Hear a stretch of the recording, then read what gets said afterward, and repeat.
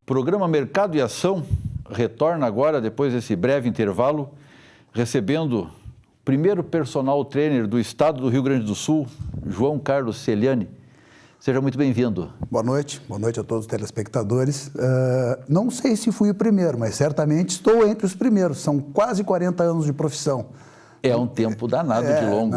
Aliás, naquele tempo não era personal trainer, era aula particular de educação física. Celiani, tu tens a formação em educação física. Quais são todas as tuas formações? Depois, na verdade, eu primeiro fiz biologia, que foi o que me abriu o interesse por essas demais áreas, né? Eu sempre fui atleta, fui fazer educação física, iniciei o trabalho já dando aula antes de entrar para a faculdade e depois eu fiz uma especialização em trabalho com cardiopatas, na prevenção e reabilitação de cardiopatias e por força do mercado eu senti muita necessidade, porque quando chegava em mim os pacientes já vinham com algumas outras patologias. Todos chegavam com dor, ninguém vai sem dor. Ou com necessidade, uma reabilitação cardiovascular, não é? Bem, e aí, em função disso, eu fui fazer a fisioterapia. Fiz o curso, nunca exerci, não fiz o CREFITO, não terminei o estágio, mas é de muito valor, de bastante uso, não é? Fiz uma especialização em treinamento físico, depois fiz vários cursos também, que aí surgem, inclusive, as modalidades e as modernidades, tipos de atividades. A evolução da ciência trouxe uma série de ferramentas novas que precisam uma adequação, uma formação, e a própria forma de se tratar essas várias patologias também evoluíram, não? Celiani, ao longo desses 40 anos que tu está vivenciando esse mercado, mudou o perfil da necessidade da pessoa. Ela está muito mais agredida hoje pela mídia, por internet, pelas pressões do dia a dia, por noites mal dormidas. Isso tem afetado a própria necessidade de uma atividade física. Sim. A pessoa hoje não caminha, se não é, ou é medo de assalto, ou é falta de espaço, ou é falta de tempo, enfim, tudo isso faz com que atrapalhe a saúde dela. Isso está mais ou menos conectado com o que eu vinha te falando. Nós temos que estar sempre atento à evolução do ser, do indivíduo. Evidente que as tecnologias novas trouxeram uma série de facilidades que foram nos afastando da nossa premissa original, que era correr atrás da comida, fugir do bicho, entende? E foram-se, em função disso, dessa falta de atividade, da questão da industrialização dos alimentos, a questão do processo industrial com que passou o mundo inteiro, da industrialização dos movimentos repetidos, da onde surgiram as lesões de esforços repetitivos, que depois evoluíram para DORT, que são doenças osteomusculares relacionadas ao trabalho, e aí não é só a questão osteomuscular, tem também a psicológica, que afeta sono, digestão, o estresse num todo. Então, é evidente que a gente, para ter um indivíduo são, a gente tem que estar atento às atividades dele. E as atividades no cotidiano evoluem com o mundo, com a tecnologia. Hoje, nós temos até algumas patologias decorrentes das modernidades tecnológicas. Por exemplo, hoje todo mundo anda com o telefone na mão, anda teclando.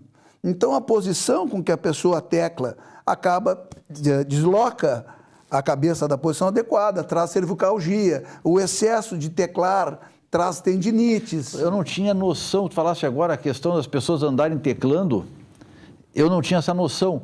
Quais são as outras, digamos, eu não vou chamar de doenças, eu não sei exatamente como chamar, mas... São patologias. Patologias ligadas à atualidade. Bom, em primeiro lugar, é o seguinte, 50% da população não faz atividade física nenhuma, já está sujeita a uma série de riscos, né? Somente 4% da nossa população frequenta academias regularmente. O nosso corpo, ele foi feito para andar em movimento, em atividade.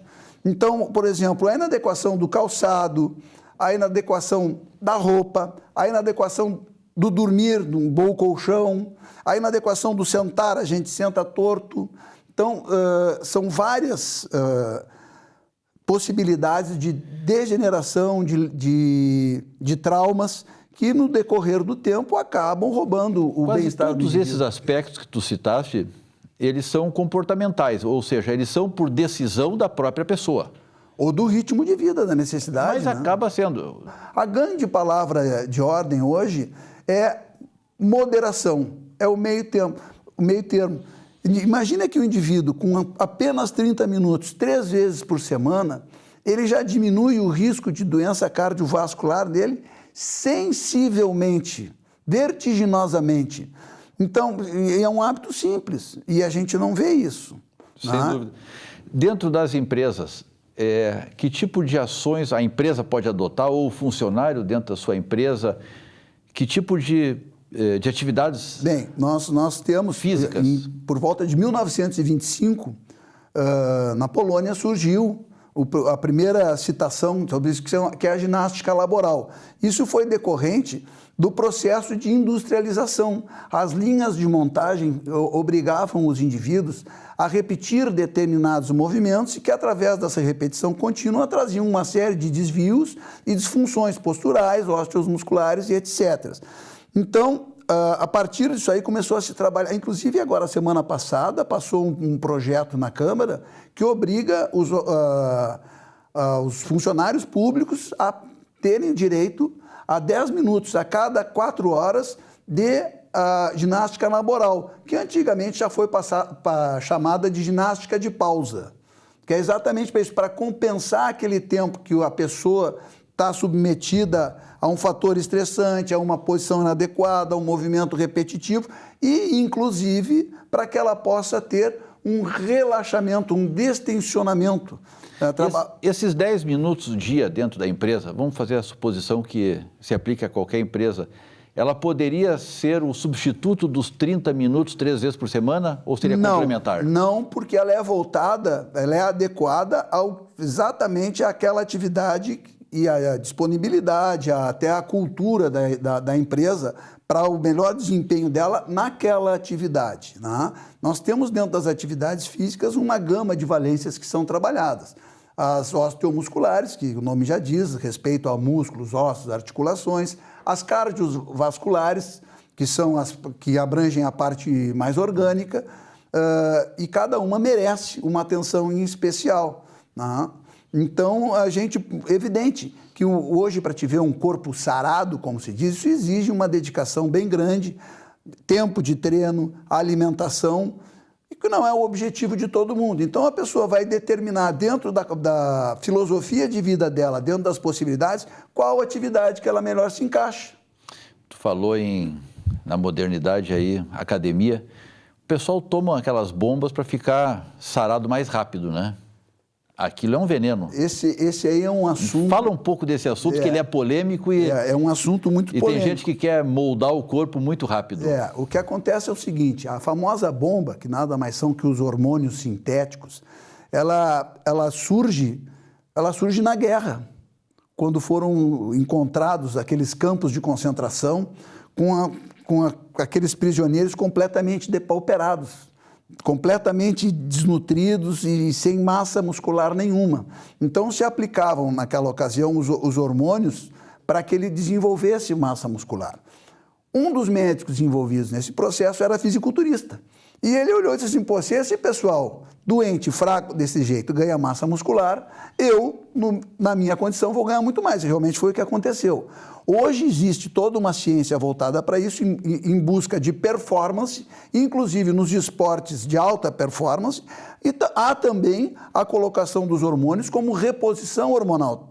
Haja à vista que todos nós passamos por um processo de crescimento e que, num determinado momento, essa produção hormonal vai ser diminuída. Nós, homens, temos a andropausa, que é pouco conhecida, é um estigma, ninguém fala, e as mulheres na menopausa. Então, o que acontece? No processo de andropausa, o homem produz menos testosterona.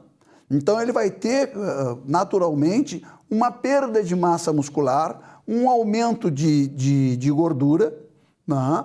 E Hoje, algumas pessoas usam a reposição hormonal como forma de corrigir isso. Então, tu tem que ter cuidado. É evidente que tudo que é usado em excesso é lesivo. O nosso corpo é mais de 70% água. Em excesso ou sem prescrição? Eu sou em prescrição. Se tu colocar a cabeça dentro de um balde d'água e ficar 3 minutos sem respirar, tu vai morrer afogado. Não estou com isso dizendo que devam procurar. Sim. Deve-se procurar a orientação de um médico adequado, fazer a taxação hormonal, usar a medicação correta durante um período com controle, se houver necessidade. Se não, eu acho que pela estética é um risco muito grande, porque tem muito efeito colateral. Nós vamos nos aproximando do final do nosso programa. Parece incrível, mas o tempo voa. Eu queria que tu desse, de acordo com a tua experiência, fizesse pequenas dicas aí para o nosso... Temos em torno de 1 minuto, que eu quero que tu use para dar uma orientação, dar uma aula aqui. Bom, a qualidade de vida inicia exatamente por esses detalhes. Um bom sono, acima de tudo. Uma alimentação adequada, evitar a alimentação industrializada, né? Abrir menos pacotes e tirar mais cascas. Uma atividade física moderada, regular. Evitar o uso de tabaco e álcool, vou dizer em excesso aqui, porque... porque uma cervejinha você tem, né? sem dúvida. Né? Até alguns... Se prescreve uma taça de vinho à noite por causa dos antioxidantes contidos no vinho, mas aí o pessoal vai lá, toma um garrafão, detona com o fígado. Né? O cálice e a taça é desse tamanho e não deste. É verdade. Então, e principalmente, como eu já falei anteriormente, o importante é bom senso. Nem tudo que é bom para um, necessariamente vai ser bom para outro. Então, receitas prontas de treino ou de dieta, ainda há pouco falávamos sobre a questão das tecnologias novas e do uso de aplicativos. Vê quem que está te aconselhando, se é uma pessoa capacitada, se realmente tem uma formação e, acima de tudo, se é o mais adequado para ti. Então, dormir bem, comer bem, e movimentar-se razoavelmente. A dica, basicamente, é isso aí, simples. Legal. Agradecendo a tua presença, ficamos por aqui, desejando uma boa semana a todos. Obrigado.